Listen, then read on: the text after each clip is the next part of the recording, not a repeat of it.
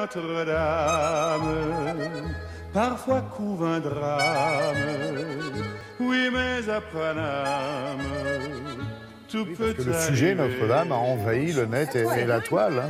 Et ça ne s'arrête pas toutes les heures. Il y a une nouvelle sur Internet dont on parle. On parlait de la reconstruction de la flèche. Il y a déjà eu des détournements des différentes propositions. Ouais.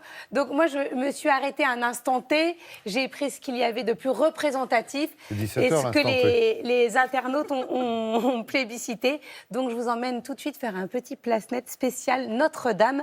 C'est parti. Et on commence avec un héros.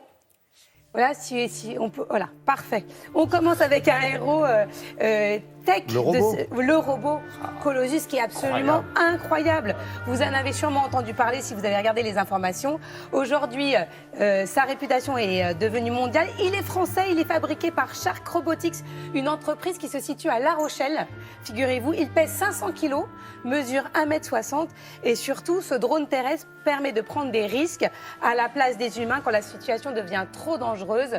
Il a une lance, il est équipé pour pouvoir éteindre au mieux les feux. Je trouve que c'est absolument extraordinaire en termes de performance technologique. Ouais.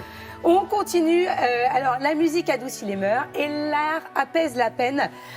L'une des meilleures preuves que Notre-Dame impacte et traverse les époques malgré les incidents, c'est tous les internautes qui ont posté les peintures les plus magistrales par des grands noms de la peinture, évidemment, et qui nous rappellent qu'elle a toujours été une source d'inspiration. Voilà, je vous laisse admirer ces magnifiques tableaux qui ont été postés par les internautes. Ouais. Par oui, milliers. Qui nous rappellent et dans que le monde entier. Et dans le monde entier. Ouais. On continue, puisque source d'inspiration aussi des internautes, des caricaturistes, des dessinateurs eux-mêmes. Et là aussi, en France, à l'étranger, au Brésil, ils ont pris la plume, leur crayon, leur palette et ils se sont mis à dessiner avec celui-là qui est, à mon avis, celui qui a été le plus retweeté. Et ça, c'est Jean-Charles de Castelbajac, exactement. Et on l'avait montré. Ouais. Et là, on vous a montré qu'un extrait des dessins, mais il y en a des milliers. Très, très riche. Hein. Donc on pourra même, je pense, plus tard en faire une exposition. Pourquoi pas. Et on parlait de générosité, donc générosité dans la façon de s'exprimer, mais aussi générosité par rapport au porte-monnaie. Les internautes se mobilisent et il y a plein d'initiatives pour collecter des fonds, comme par exemple une boutique de foot qui a lancé un flocage spécial. 5 € sont demandés pour faire le flocage et sont reversés à la mission patrimoine. La Monnaie de Paris réédite une médaille de 2013 qui représente Notre-Dame de Paris au profit aussi de la reconstruction.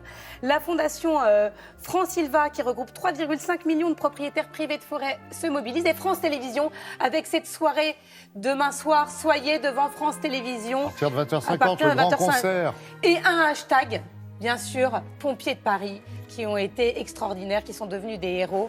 Voilà, n'hésitez pas à les soutenir. Même après cet incident, ils ont besoin de notre soutien au quotidien. Ouais, j'en profite pour revenir sur cette soirée demain sur France 2 qui se mobilise bien sûr avec la possibilité de faire des dons et puis d'être nombreux devant ce concert pour être sensible à la cause. Qui n'est pas animé par nous. Non, mais par des vrais stars. Voilà, l'ami Stéphane Bern, qui avait été un des premiers à témoigner sur Télématin d'ailleurs par rapport à l'émotion et par rapport à cette perte d'une partie du patrimoine et qui sera aussi avec Marie Lacaro, qui sera à ses côtés pour ce grand concert. Il y aura Mireille Mathieu sera là, Slimane, Chimane Badi, etc. et d'autres artistes, bien sûr, sur France 2, demain à partir de 20h50. Lang Lang aussi, tiens, j'allais l'oublier. Merci à tous les trois.